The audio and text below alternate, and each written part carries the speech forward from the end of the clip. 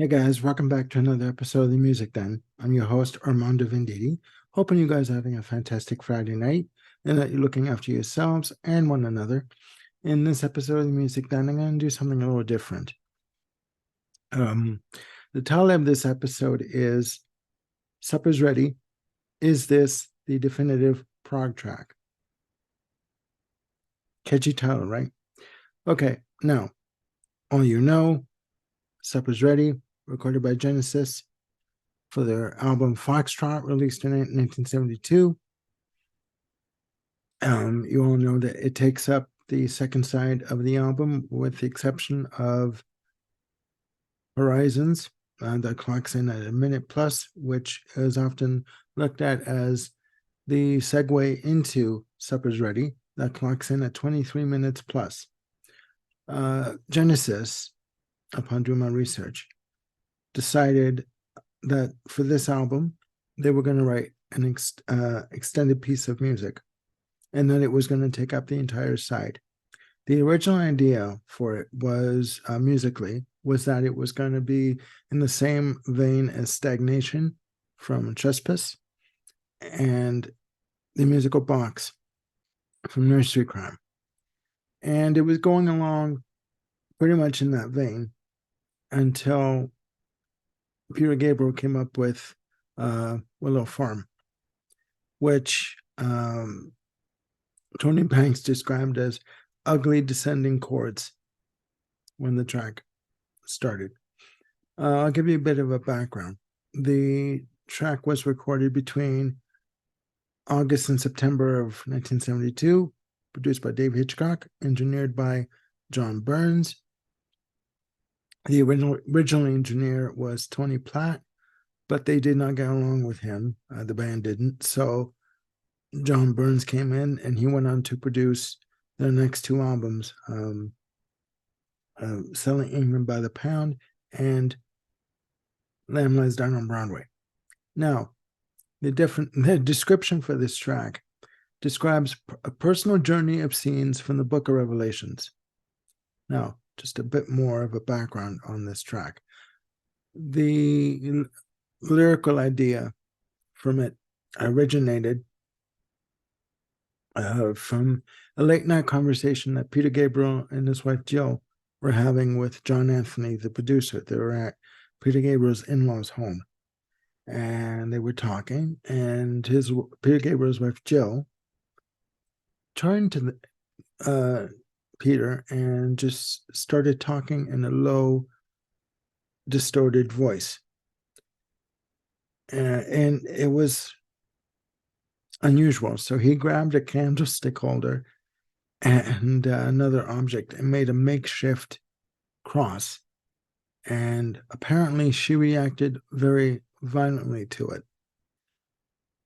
They got her to calm down. She came around. They put her to bed. But neither John Anthony nor Peter Gabriel slept that night. You know, quite understandably so. It scared the shit out of me, actually. And another situation happened where Peter Gabriel was looking out the window of his in-laws' living room, and he believed that what he was looking at was another scene outside that was not his neighborhood, that for some reason he was looking through like a porthole into another neighborhood. And on the front lawn, he thought he saw the shadowy figures of 7 men. Okay. So that started the idea that he had of good versus evil. Okay. Now, that idea in prog music is not an old idea. It's not even a novelty. That idea has been written about in music for years, hundreds and thousands of years. But I digress. The idea and not idea, but the musical passages for Supper's Ready are primarily acoustic and electric guitar with a hell of a lot of keyboards, a lot of atmospheric keyboard passages, and acoustic and electric guitars, melody lines, basically mirroring, being played parallel to one another, like almost like double tracking each other, thus creating a very rich, thick textured, layered atmospheric sound. And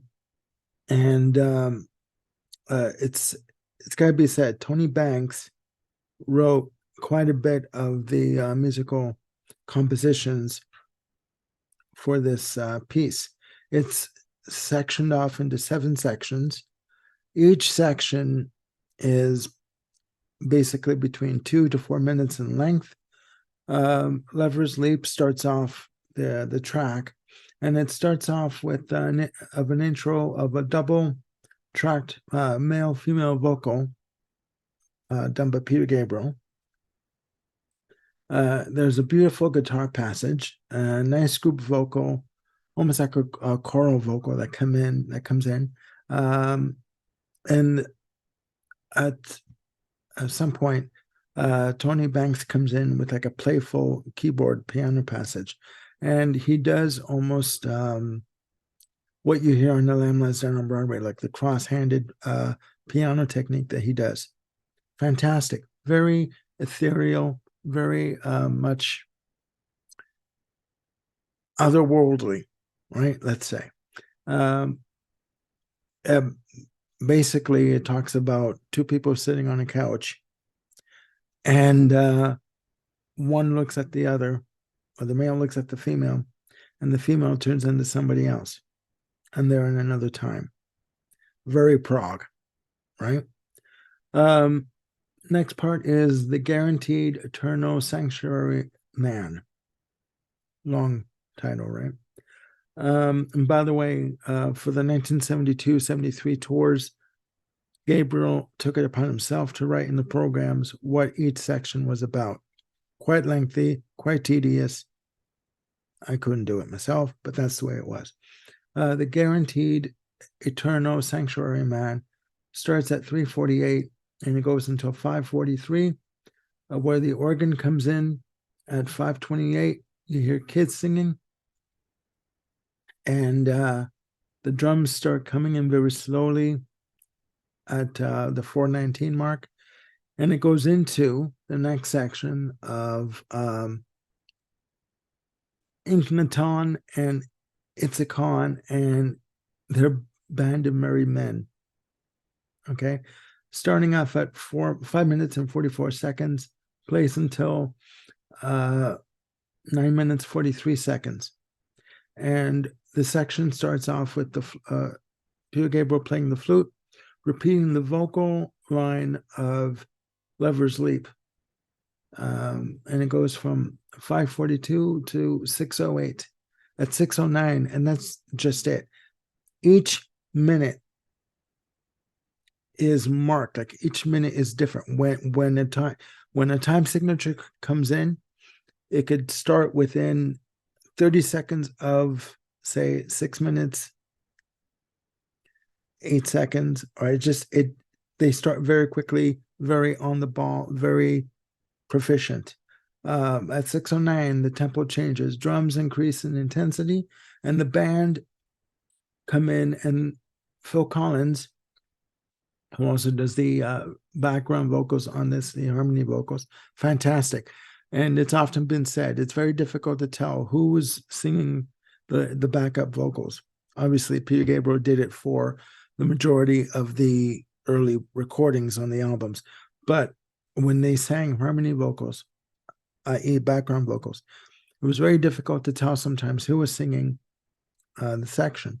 So the drums that come in are in a galloping beat, a galloping rhythm, I should say. Steve Hackett did some great guitar work on this, some bloody great soloing at the 8-minute 3-second mark.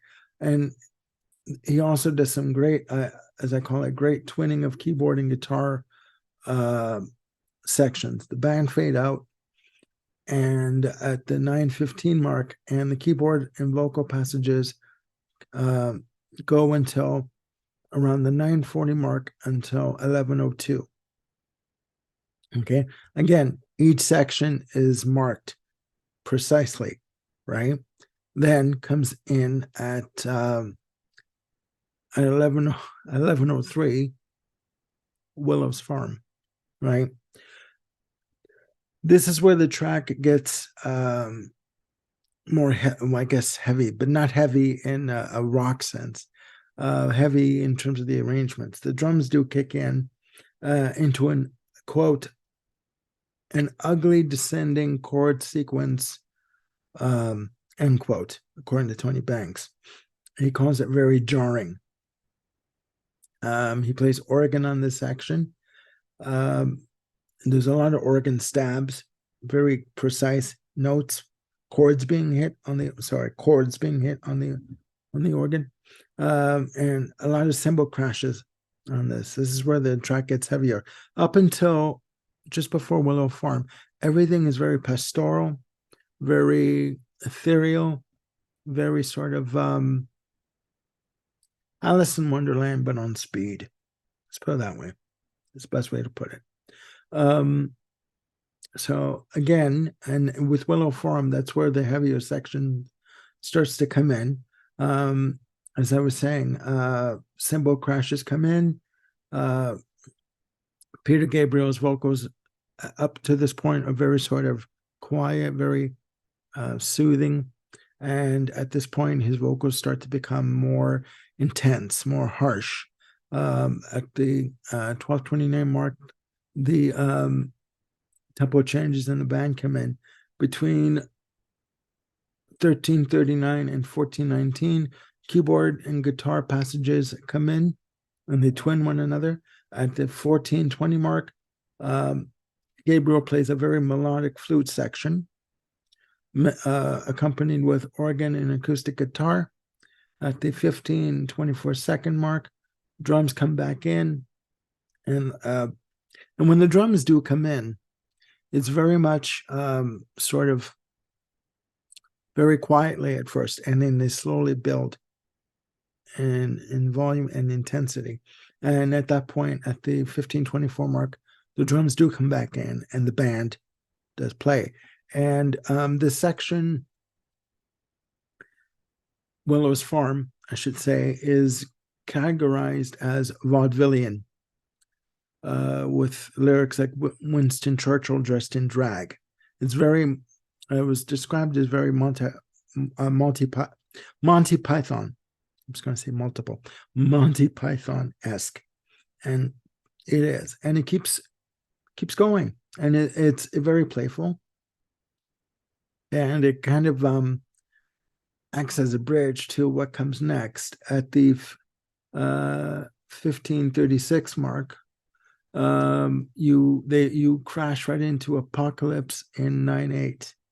Now, this goes on from 15:36 till about the 20-minute 50-second mark, where the drums play in the 9/8 time signature. The keyboards come in as well, in the organ. There's a really good thumping bass line, and there's an extended keyboard section on this, and the mellotron does come in.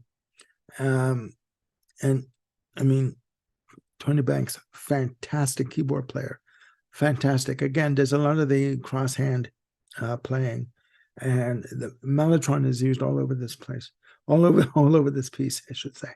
And the music builds, and then till around the 20-minute 9-second mark, where the track returns back to the opening section of the chorus of Supper's Ready, okay, which acts as, from the Lover's Leap section, which acts as, it ties it all in together, okay? That goes on from the from 20 minutes 36-second mark to the 20-minute 50-second mark, and the band does come in at that point, And Steve Hackett does a fantastic guitar solo on that.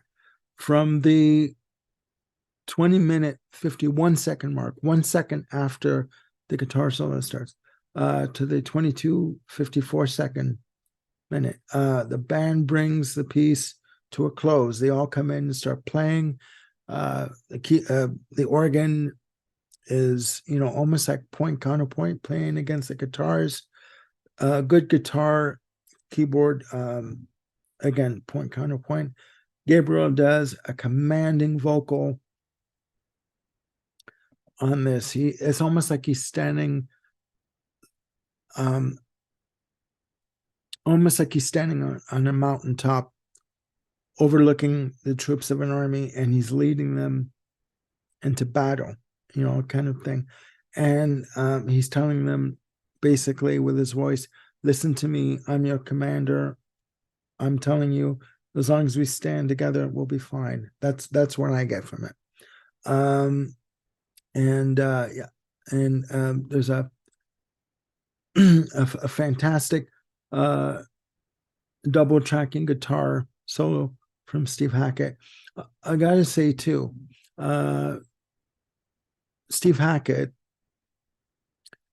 as much as he is claimed to have been an underused member of the band, I do think that for this track, he shines through a lot.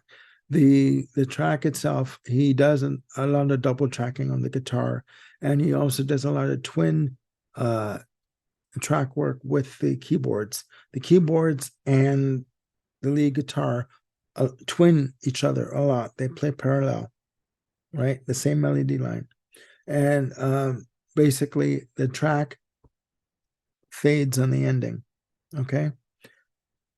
Now, it was said that John Burns, the engineer, was a major fan of the 12-string guitar. So he encouraged Steve Hackett to continue that through the playing of the piece, to incorporate it as much as he could. And he did. Now, this track has been used or played by the band. It was played from 72 to 74, and it was played on the Seconds Out album of the Trick of the Tail tour and Wind and Wuthering tour with Phil Collins and lead vocals. Is this track the definitive prog track? Well, yeah, I would say so.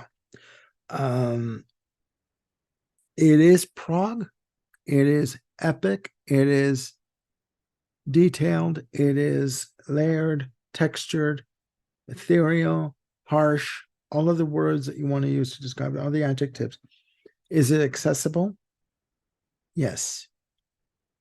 Basically, it talks about a person's journey through their experiences in their mind and the different dips in the road that they'll take, right?